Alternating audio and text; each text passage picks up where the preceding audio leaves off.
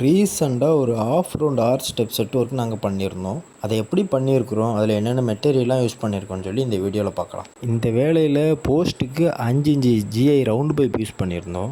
ட்ரெஸ்ஸுக்கு 2 inch round பைப்பை bend பண்ணியிருந்தோம். பைப்பு பெண்ட் பண்ணாமல் ரொம்பவே சூப்பராக வந்துருந்துச்சு. எந்த ஒரு நெளிசல் எதுவுமே இல்லாமல் ரொம்பவே கிளியராக வந்துருந்துச்சு. இந்த ஷெட் ஒர்க் ஃபுல்லாகவே நம்ம போல்டிங் டைப்பில் தான் ரெடி பண்ணியிருந்தோம். மேலே பரத்தலுக்கு 3க்கு 1 பைப் யூஸ் பண்ணியிருந்தோம். இந்த செட்டோட சைஸ்ன்னு பார்த்தா 40க்கு 60, ஒரு சின்ன செட் ஒர்க் தான். இதில் நம்ம யூஸ் பண்ணியிருக்க சீட்டுன்னு பார்த்தா JSW கலரோன் ப்ளஸ் சீட் தான் யூஸ் பண்ணியிருந்தோம்.